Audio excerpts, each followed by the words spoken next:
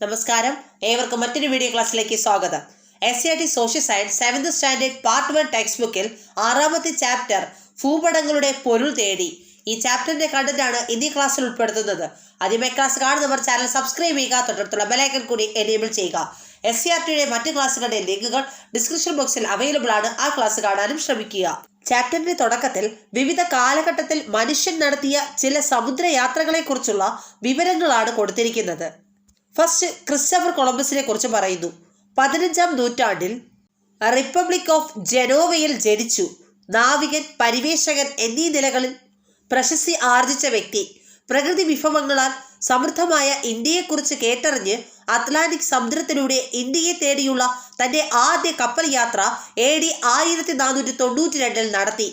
ഈ യാത്രയിൽ വഴി അറിയുന്നതിനായി വലിയൊരു ഗോളം തുകൽ കൊണ്ട് പൊതിഞ്ഞ് അതിൽ സ്ഥലങ്ങൾ രേഖപ്പെടുത്തിയാണ് കൊളംബസും കൂട്ടരും സഞ്ചരിച്ചിരുന്നത്. ഈ യാത്രയിൽ വഴി അറിയുന്നതിനായി വലിയൊരു ഗോളം തുകൽ കൊണ്ട് പൊതിഞ്ഞ് അതിൽ സ്ഥലങ്ങൾ രേഖപ്പെടുത്തിയാണ് കൊളംബസും കൂട്ടരും സഞ്ചരിച്ചിരുന്നത്. നക്ഷത്രങ്ങളുടെ സ്ഥാനം അടയാളപ്പെടുത്തുന്നതിനായി ഇത്തരത്തിലുള്ള മറ്റൊരു ഗോളവും ഇവർ ഉപയോഗിച്ചിരുന്നു. എന്നാൽ കൊളംബസിന്റെ യാത്ര വഴിതെറ്റി ഇന്നത്തെ വടക്കേ അമേരിക്കൻ വൻകരയ്ക്ക് സമീപമുള്ള ചില ദ്വീപുകളിൽ എത്തിച്ചേരുകയാണുണ്ടായത്.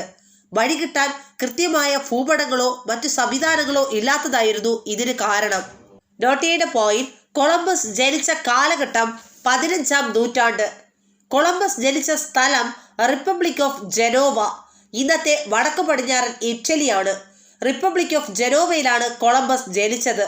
നാവികൻ, പരിവേഷകൻ എന്നീ നിലകളിൽ പ്രശസ്തിയാർജിച്ച വ്യക്തി കൊളംബസ്. ഇന്ത്യയെ തേടിയുള്ള കൊളംബസിന്റെ ആദ്യ കപ്പൽ യാത്ര നടന്നത് 1492. അറ്റ്ലാന്റിക് സമുദ്രത്തിലൂടെയാണ് കൊളംബസ് ഇന്ത്യയെ തേടിയുള്ള ആദ്യ യാത്ര നടത്തിയത്.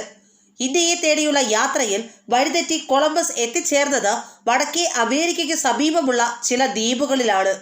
നെക്സ്റ്റ് പറയുന്നു ഫെർഡിനൻഡ് മെഗല്ലൻ. മെഗല്ലൻ 16ാം നൂറ്റാണ്ടിൽ യൂറോപ്പിലെ വടക്കൻ പോർച്ചുഗലിൽ ജനിച്ചു. ലോകം ചുറ്റി സഞ്ചരിക്കുക എന്ന അടങ്ങാത്ത മോഹത്താൽ 1519 സെപ്റ്റംബറിൽ യൂറോപ്പിൽ നിന്ന് പോർച്ചുഗീസ് പരിവേഷകനായ മെഗല്ലനും കൂട്ടരും കപ്പൽ യാത്ര ആരംഭിച്ചു. അറ്റ്ലാന്റിക് സമുദ്രത്തിലൂടെ സഞ്ചരിച്ച് പസഫിക് സമുദ്രം പിന്നിട്ട് യൂറോപ്പിൽ തിരിച്ചെത്തുകയായിരുന്നു ലക്ഷ്യം. വൻകരകളുടെ സ്ഥാനം അറിയുന്നതിനായി 16ാം നൂറ്റാണ്ടിൽ നിർമ്മിക്കപ്പെട്ട ഭൂപടങ്ങൾ ഇവർ ഉപയോഗിച്ചിരുന്നു. എന്നാൽ യാത്ര വർഷങ്ങൾ നീണ്ടതോടെ കപ്പലിൽ കലഹങ്ങളായി. പസഫിക് സമുദ്രം പിന്നിട്ട ഫിലിപ്പൈൻസ് ദ്വീപ സമൂഹത്തിലെത്തിയ ഇവർ അവിടുത്തെ മക്ഡാൻ ദ്വീപവാസികളുമായി യുദ്ധത്തിലേർപ്പെടുകയും ഈ പോരാട്ടത്തിൽ മെഗല്ലൻ കൊല്ലപ്പെടുകയും ചെയ്തു. കപ്പലിൽ ബാക്കിയായവർ 1522 സെപ്റ്റംബറിൽ യൂറോപ്പിൽ തിരിച്ചെത്തുകയാണുണ്ടായത്. വിശദമായ ഭൂപടങ്ങളോ വഴി അറിയുവാനുള്ള മറ്റു സൗകര്യങ്ങളോ ഇല്ലാതിരുന്ന അക്കാലത്ത് ഇവർക്ക് ലോകം ചുറ്റി സഞ്ചരിക്കുന്നതിന് ഏകദേശം 3 വർഷം വേണ്ടി വന്നു. നോട്ട് ചെയ്യേണ്ട പോയിന്റ്: മെഗല്ലൻ ജനിച്ച കാലഘട്ടമാണ് 16ാം നൂറ്റാണ്ട്. മെഗല്ലൻ ജനിച്ച സ്ഥലം വടക്കൻ പോർച്ചുഗൽ. വടക്കൻ പോർച്ചുഗൽ യൂറോപ്പിലാണ്. ലോകം ചുറ്റി സഞ്ചരിക്കുക എന്ന ലക്ഷ്യത്തോടെ പോർച്ചുഗീസ് പരിവേഷകനായ മെഗല്ലനും കൂട്ടരും യൂറോപ്പിൽ നിന്ന് കപ്പൽ യാത്ര ആരംഭിച്ച വർഷം 1519. അറ്റ്ലാന്റിക് സമുദ്രത്തിലൂടെ സഞ്ചരിച്ച് പസഫിക് സമുദ്രം പിന്നിട്ട് യൂറോപ്പിൽ തിരിച്ചെത്തുകയായിരുന്നു മെഗല്ലന്റെയും കൂട്ടരുടെയും ലക്ഷ്യം. വൻകരകളുടെ സ്ഥാനം അറിയുന്നതിനായി മെഗല്ലനും കൂട്ടരും ഉപയോഗിച്ചിരുന്നത് ഭൂപടങ്ങളായിരുന്നു. പസഫിക് സമുദ്രം പിന്നിട്ട് ഫിലിപ്പൈൻസ് ദ്വീപ സമൂഹത്തിലെത്തിയ മെഗല്ലനും കൂട്ടരും യുദ്ധത്തിൽ ഏർപ്പെട്ടിരുന്നത് മക്ഡാൻ ദ്വീപവാസികളുമായി. നോട്ട് ചെയ്യുക, മക്ഡാൻ ദ്വീപവാസികളുമായി ചേർന്നാണ് പസഫിക് സമുദ്രം പിന്നിട്ട് ഫിലിപ്പൈൻസ് ദ്വീപ സമൂഹത്തിലെത്തിയ മെഗല്ലനും കൂട്ടരും യുദ്ധത്തിലേർപ്പെട്ടത്. കപ്പലിൽ ബാക്കിയായവർ യൂറോപ്പിൽ തിരിച്ചെത്തിയ വർഷം 1522. കപ്പലിൽ ബാക്കിയായവർ യൂറോപ്പിൽ തിരിച്ചെത്തിയ വർഷം 1522. മക്ഡാൻ ദ്വീപവാസികളുമായി പോരാട്ടത്തിൽ മെഗല്ലൻ കൊല്ലപ്പെട്ടു. നെക്സ്റ്റ് പറയുന്നു lieutenant commander Abhilash Tomy. Indian നാവികനായ അഭിലാഷ് ടോമി കേരളത്തിലെ എറണാകുളം ജില്ലയിലെ തൃപ്പൂണിത്തുറയിൽ ജനിച്ചു. 2012 നവംബറിൽ സമുദ്രമാർഗം ലോകം ചുറ്റി സഞ്ചരിക്കുവാൻ മുംബൈയിൽ നിന്ന് യാത്ര തിരിച്ചു. സമുദ്രത്തിലെ പലവിധങ്ങളായ തടസ്സങ്ങളെല്ലാം അതിജീവിച്ച് ലോകം ചുറ്റി 2013 മാർച്ച് 31 മുംബൈയിൽ തിരിച്ചെത്തി.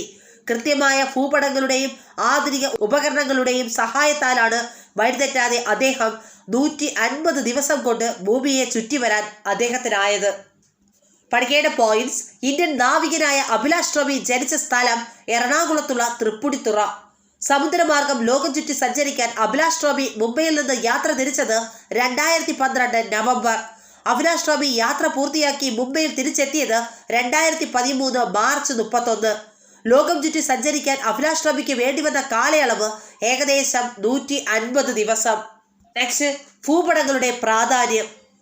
ഭൂമിശാസ്ത്രകാരന്മാരുടെ പ്രധാന ഉപകരണമാണ് ഭൂപടം.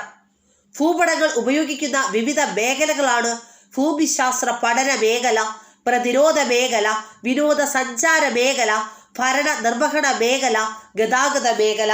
ഭൂമിശാസ്ത്രകാരന്മാരുടെ പ്രധാന ഉപകരണമാണ് ഭൂപടം. ഭൂപടങ്ങൾ ഉപയോഗിക്കുന്ന വിവിധ മേഖലകളാണ് ഭൂമിശാസ്ത്ര പഠന മേഖല, പ്രതിരോധ മേഖല, വിനോദ മേഖല, ഭരണ നിർവഹണ മേഖല, ഗതാഗത മേഖല. ഇന്നുവരെ കണ്ടെത്തിയതിൽ വെച്ച് ഏറ്റവും പഴക്കമേറിയ ഭൂപടങ്ങളാണ് മെസപ്പൊട്ടേമിയയിൽ കളിമണ്ണിൽ നിർമ്മിച്ച ചുട്ടെഴുത്ത ഫലകങ്ങൾ. നോട്ട് ചെയ്യുക, ഇന്നുവരെ കണ്ടെത്തിയതിൽ വച്ച് ഏറ്റവും പഴക്കമേറിയ ഭൂപടമാണ് മെസപ്പൊട്ടേമിയയിൽ കളിമണ്ണിൽ നിർമ്മിച്ച് ചുട്ടെടുത്ത ഫലകങ്ങൾ. മെസപ്പൊട്ടേമിയയിലെ കളിമണ്ണിൽ നിർമ്മിച്ച് ചുട്ടെടുത്ത ഫലകങ്ങളിൽ വളരെ ചെറിയ പ്രദേശങ്ങളിലെ സവിശേഷതകൾ കാണിക്കാൻ സഹായിക്കുന്ന പ്രത്യേകതരം വരകളും ചിഹ്നങ്ങളുമാണ് ഉണ്ടായിരുന്നത്. ആദ്യ ഭൂപടം വരച്ചതായി കരുതപ്പെടുന്ന ഗ്രീക്ക് തത്വചിന്തകനാണ് അനക്സിമാൻഡർ. നോട്ട് ചെയ്യുക, ആദ്യ ഭൂപടം വരച്ചതായി കരുതപ്പെടുന്ന ഗ്രീക്ക് തത്വചിന്തകനാണ് അനക്സിമാൻഡർ. അനക്സിമാൻഡർ ജനിച്ച കാലഘട്ടം BC 610. അനക്സിമാൻഡർ ജനിച്ച കാലഘട്ടം BC 610. അനക്സിമാൻഡർ ജനിച്ച സ്ഥലമാണ് മിലേറ്റൈസി. അനക്സിമാൻഡർ ജനിച്ച സ്ഥലം മിലേറ്റൈസി. അനക്സിമാൻഡറുടെ കാലഘട്ടത്തിലെ ഭൂപടങ്ങൾ തയ്യാറാക്കിയിരുന്നത് തുകലിലും വെങ്കല ഫലകത്തിലുമായിരുന്നു. അനക്സിമാൻഡറുടെ കാലഘട്ടത്തിലെ ഭൂപടങ്ങൾ തയ്യാറാക്കിയിരുന്നത് തുകലിലും വെങ്കല ഫലകങ്ങളിലുമായിരുന്നു.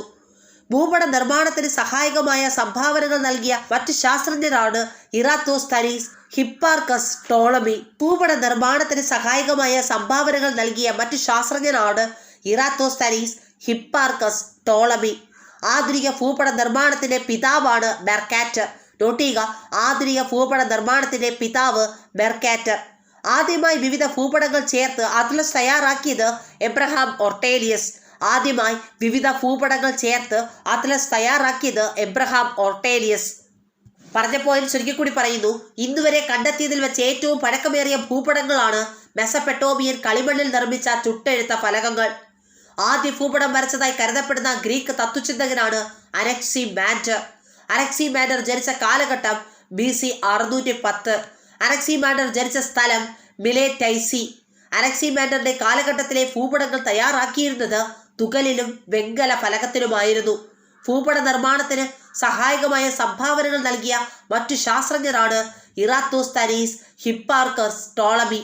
ആധുനിക ഭൂപട നിർമ്മാണത്തിന്റെ പിതാവ് എന്നറിയപ്പെടുന്നത് മെർക്കാറ്റർ. ആദ്യമായി വിവിധ ഭൂപടങ്ങൾ ചേർത്ത് അറ്റ്ലസ് തയ്യാറാക്കിയത് എബ്രഹാം ഓർട്ടേലിയസ്. നെക്സ്റ്റ്, എന്താണ് കാർട്ടോഗ്രാഫി അഥവാ ഭൂപട ശാസ്ത്രം? ഭൂപടങ്ങൾ തയ്യാറാക്കുന്ന ശാസ്ത്രശാഖയാണ് ഭൂപട ശാസ്ത്രം അഥവാ കാർട്ടോഗ്രാഫി. ഭൂപടങ്ങൾ തയ്യാറാക്കുന്നവർ അറിയപ്പെടുന്നത് കാർട്ടോഗ്രാഫർ. ഭൂപടങ്ങൾ തയ്യാറാക്കുന്നവർ അറിയപ്പെടുന്നത് കാർട്ടോഗ്രാഫർ. കാർട്ടോഗ്രാഫി എന്ന ഇംഗ്ലീഷ് പദം രൂപം കൊണ്ടിരിക്കുന്നത് കാർട്ടെ, ഗ്രാഫിക് എന്നീ ഫ്രഞ്ച് പദങ്ങളിൽ നിന്നാണ്. നോട്ട് ചെയ്യുക, കാർട്ടെ, ഗ്രാഫിക് എന്നീ ഫ്രഞ്ച് പദങ്ങളിൽ നിന്നാണ്. ഏത് ഭാഷയിൽ നിന്ന് ചോദിക്കാം. ഫ്രഞ്ച് പദങ്ങളിൽ നിന്നാണ് കാർട്ടോഗ്രാഫി എന്ന ഇംഗ്ലീഷ് പദം രൂപം കൊണ്ടത്. കാർട്ടെ എന്ന വാക്കിനർത്ഥം ഭൂപടമെന്നും ഗ്രാഫിക് എന്ന വാക്കിനർത്ഥം വരയ്ക്കുക എന്നുമാണ്. ഭൂപടങ്ങൾ തയ്യാറാക്കുന്ന ശാസ്ത്രശാഖ ഭൂപടശാസ്ത്രം. ഭൂപടങ്ങൾ തയ്യാറാക്കുന്നവർ അറിയപ്പെടുന്നത് കാർട്ടോഗ്രാഫർ. കാർട്ടോഗ്രാഫി എന്ന ഇംഗ്ലീഷ് പദം രൂപം കൊണ്ടത് കാർട്ടെ, ഗ്രാഫിക് എന്നീ ഫ്രഞ്ച് പദങ്ങളിൽ നിന്നാണ്. കാർട്ടെ എന്ന വാക്കിനർത്ഥം ഭൂപടമെന്നും ഗ്രാഫിക് എന്ന വാക്കിനർത്ഥം വരയ്ക്കുക എന്നുമാണ്. നെക്സ്റ്റ് പറയുന്നു, രേഖാചിത്രവും പ്ലാനും.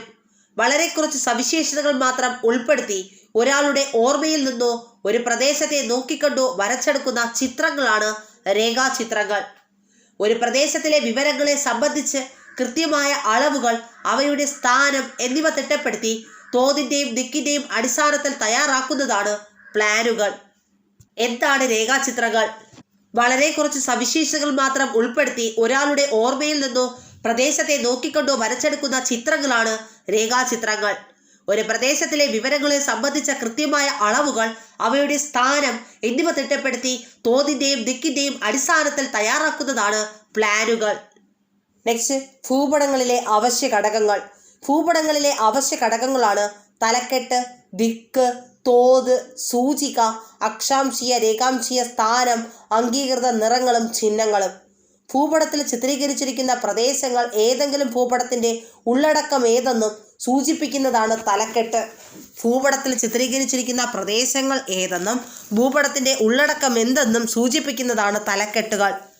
ഭൂമിയിലെ രണ്ട് സ്ഥലങ്ങൾ തമ്മിലുള്ള അകലം ഭൂപടത്തിൽ ചിത്രീകരിക്കാൻ ഉപയോഗിക്കുന്ന ആനുപാതിക അകലമാണ് തോത്. ഭൂമിയിലെ രണ്ട് സ്ഥലങ്ങൾ തമ്മിലുള്ള അകലം ഭൂപടത്തിൽ ചിത്രീകരിക്കാൻ ഉപയോഗിക്കുന്ന ആനുപാതിക അകലമാണ് തോത്.